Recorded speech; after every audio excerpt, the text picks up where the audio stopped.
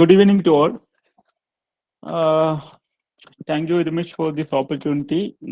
So first of all, I would like to extend my sincere gratitude to the LGRF Voice entire team, especially Vaniel, the chief editor of LGRF, and Arya Vinayak, uh, who is hosting this program. Since sedition, we are now discussing all about sedition on the basis of a very important judgment. And it is also based on an article published in the Hindu, the month of June. So this is actually based on this particular case that S.G. Wambekar versus Union of India. And this case was reported by the Honorable Supreme Court in 11/5/2022. So, as you know, that the history of sedition in India, and this is also the picture of the article published in Hindu. And I think you have a better understanding of what is sedition and what is its brief history. The Indian Penal Code was enacted in 1860, and in 1870, Sir James Stephen introduced an amendment in the Indian Penal Code and introduced a sedition law. Sedition in IPC in section 124 capital A. And as you know that this offense is offense against state, and it was a non-bailable offense, and which is made cognizable in 1973, which means a warrant is not needed to arrest an accused, and this offense is punishable for imprisonment for life, and which is the highest punishment under Chapter 3 of Indian Penal Code after death penalty. So, see, this picture is also a picture which is part of an article published in Hindu, and I cannot speak. So this is actually the most important point mentioned in that particular article. So this means that I cannot speak means there is some restriction of freedom of speech and expression in India because of this sedition law. So what is actually the brief history of sedition? And this is the first man who faced sedition trial in India in 1891. This is Johindra Chandra Bose. The first trial in a sedition case was in 1891. So Johindra Chandra Bose, the owner of a Bengali newspaper called Bengobasi. And in 1897, Balagangadhara Tilak is also charged with the sedition for his criticism of British rule in his Marathi language newspaper Kesari. And in 1922, Mohandas Karamchand Gandhi, the father of our nation, is charged with the sedition. So, and this is also that this picture is also part of that article. That many people who are the victims of the sedition law in India for the last 1 decade. Kishore Chandra, Venchande, and a 39-year-old journalist of Manipur charged with the Sedition, Defamation, and National Security Act. And last year, the Bengali police booked the former Union Minister Shashi Tharoor and journalist, the journalist Randeep Desai, Mrunal Pandey, and Vinod K. Jose, among others, for sedition on the Farmers' Protest in Delhi. And also a climate activist, Dishar Ravi, who was booked under sedition by Delhi police and was jailed for 5 days in connection with the toolkit around that the Farmers' Protest. And also the activist Kanay Kumar, Umar Khalid, other activist Arundhati Roy, journalist Vinod Dove, and Siddiq Kapan, and also the actor Aisha Sultana, sociologist and priest Father Stan Swami, have also been charged with the sedition. And the father Stansomi, who contracted with COVID-19, and he passed away under trial in July 2021, and Kapan continued to be in the prison since his arrest on October 2020. So these are some of the most important details which are part of that particular entire article. And the organization did an excellent academic work in this area, is Article 14. And when you visit Article 14 of and their website, you will see a link of sedition, where you will get all the details of sedition and what happened in India for the last 1 decade on this issue. And this is the founder of the. You are seeing that in the right side of as a picture, that the founder of the Article 14, Limbayati Rangarajan. And this picture is actually she was delivering a speech in Tech Talk, world's largest public speaking platform, having more than 3 crores subscribers. And when you visit this particular website, Article 14, you will get a link of sedition, and you will get all the details of their research work. Where this is the starting page. In this starting page, it is titled "A Decade of Darkness: A Story of Sedition in India." More than 13,000 Indians trapped by the colonial law are suspended in legal black hole. And who are they? And why do they face prison sentence for things they have said and done under a law that most democratic countries have abolished? That is the most important point. Who are they, and why do they face prison sentence for a thing that they have said or done under a law that most democratic countries have abolished? And even that England, United Kingdom, was also abolished this law in 2009. And how do the state and the court use this actual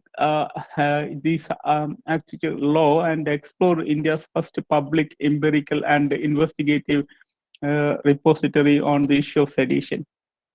And then you just visit this website, you will get the entire details of sedition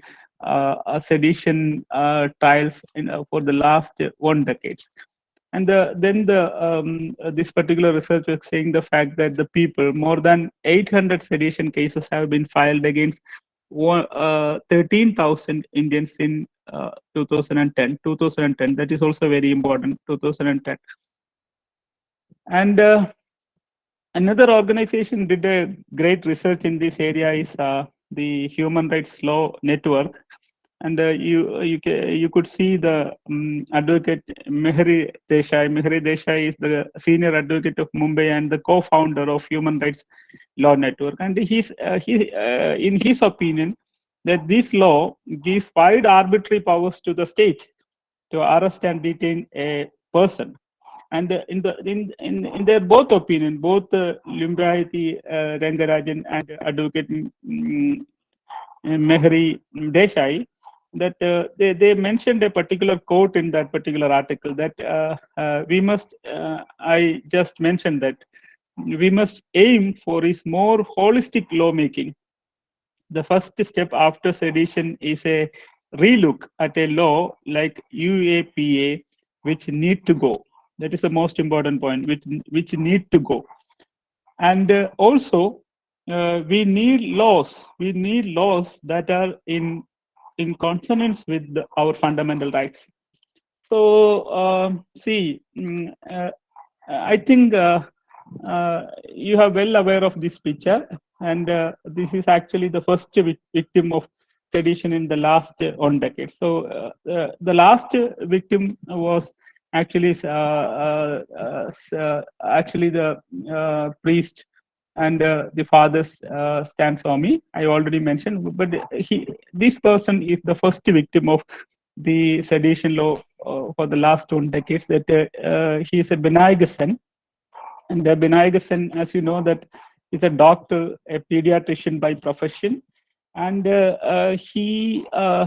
and also the national vice president of People's Union of Civil Liberty, a prominent human rights organization, uh, and a prominent human rights organization. And Dr. Binayaga Sen is the recipient of several awards, including Gandhi International Peace Prize. But in 2010, that in this particular article mentioned in that particular article 14 mentioned that in 2010 he was convicted and sentenced to life imprisonment by a Raipur Sessions Court, Chhattisgarh, for sedition for helping Naxals.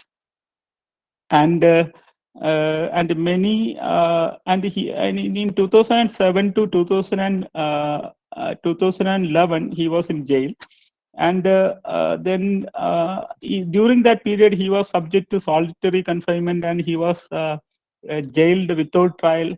And in 2011 Supreme Court granted bail. Margande Kachu was also part of the bench.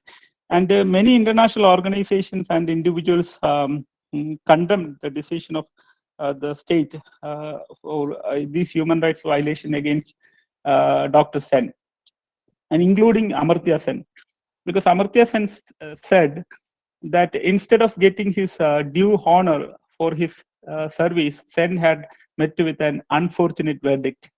And the Global Health Council of Harvard School of Public Health condemned the imprisonment, and also British House of Commons and the British Medical Journal had published articles on this issue. So in the sedition case, what was the most important concern of the Supreme Court? Because the Supreme Court in that particular case observed that the sedition law was headed by the Chief Justice of India, observed that the sedition law was not in tune with the current social menus, and was intended for a time when this country was under a colonial regime. So there was a great concern on the part of the Supreme Court, and there was a great concern on the part of jurists. There was a great concern on the part of the academician and intellectuals, and there was a great concern on the part of the citizens in general of these particular issue because of different reasons. So what are the different reasons? The different reasons are this is actually against because sedition is charged against those who are dissenting voices, those who are dissenting against the government. Sedition is used. That is the reason why that particular article mentioned, "I cannot speak," because I think you have a better understanding of a similar sentence, that "I cannot breathe," because it was something which happened in United States of America, but it is an individual case. But it is not an individual case. It is a case of 13,000 Indians, which was reported by article14.com. And this is one of the reason. And you know that in case of the arrest of, in all these arrests, as you know that in the Kedarnath case, the court held that this particular, because the freedom of speech and expression is something which is the heart and soul of the democracy. So it should be used with the very the offense of sedition could be only charged with a great care and caution. But in all these arrests, the Supreme Court was so concerned because of that reason also. That is the second thing. And in most of the arrests, they arrested intellectuals, and they arrested honest persons. So when you are considering Bhima Karao case, and also those who are arrested and charged by this particular offense is intellectuals and honest. So as in honest, you have a better understanding that the honesty is something which is inherently there in the system. For example, you take into consideration of the mission of the motto of India, the government of India, is the Satyameva Jayate. And you take into consider the motto of the Supreme Court of India is the Edo Dharmas Tado Jega, which means the Indian legal system is fundamentally stands on honesty or the truth. So therefore, in this particular case, when you analyze deeply, we will come to a conclusion that in almost all cases, the person who are arrested by the sedition government for this particular offense is a honest people. And also, you know that in the case Kedarnath case, it is specifically mentioned the fact that for mere criticism, sedition, the offense of sedition cannot be charged. But when you look into some of the important cases which is reported in the last decades, because this is used against critics. For example, Arundhati Roy, Ramachandra Guha, Vinod Dua, and also Adur Gopalakrishnan, because all these people are critics. So this is actually used against critics. And another important thing that I think it is a very important because the existence of this law is concerned is because the Supreme Court had a great concern of this particular case, and it was the Supreme Court informed to the central government, and it was informed in 5/2022, and the Supreme Court directed the central government to submit a report, and a statement, a written submission was filed before the Supreme Court in 7/5/2022, and an affidavit is also filed in 9/5/2022. The date is very important, 9/5/2022. And that particular date, an affidavit was filed on behalf of the Union of India by Tushar Mehta, the Solicitor General of India, and 3 paragraphs of that affidavit. That affidavit is available online. You can read that affidavit. 3 paragraphs are very, very important, because the one of the paragraphs saying that it is stated that the Honorable Prime Minister of India, Honorable Prime Minister of India has expressed his clear view.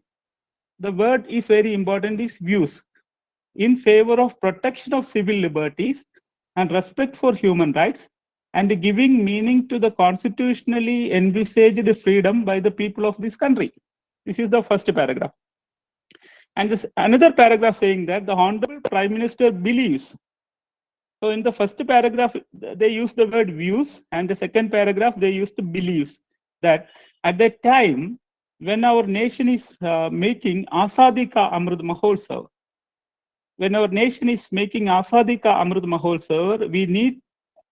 we need to, as a nation, work even harder to shed colonial baggage that has passed its utility, which include updated colonial laws and practices. And also in the third paragraph, it is also very important, is the Government of India being fully cognizant of the various views being expressed on the subject of sedition, and also having considered the concerns of civil liberties, human rights, while committed to maintain and protect the sovereignty and integrity of this great nation, has decided to re-examine and reconsider the provisions of Section 124A of Indian Penal Code, which can only be done before the competent forum. So from these 3 paragraphs of the affidavit filed by the Solicitor General of India, Tushar Mehta, before the Supreme Court, is actually, this is also a great concern of our Prime Minister, and it is also a great concern of the Government of India, which is mentioned in the affidavit filed in 9/5/2022. Therefore, because of the view of the Prime Minister, because of the concern of the government of the belief of the Prime Minister, and the concerns of the Government of India, and also the concern already expressed by the Supreme Court and the civil society, this law must be repealed. That is actually the very important point. So I think the organization which did a excellent research on this topic is actually the leaflet.com, co-founded by the advocate Indira Jaising, and also article14.com, article14.com, which is founded by Lumbi, which is actually founded by Lumbia Rangarajan. So these two organizations did a great research on this particular issue, and all research which this organization did is available in their website, the leaflet.com and article14.com. Thank you very much. Different news reported in Hindu, which I consider it has a constitutional importance. And the second issue reported by this Hindu, which is I think is a constitutional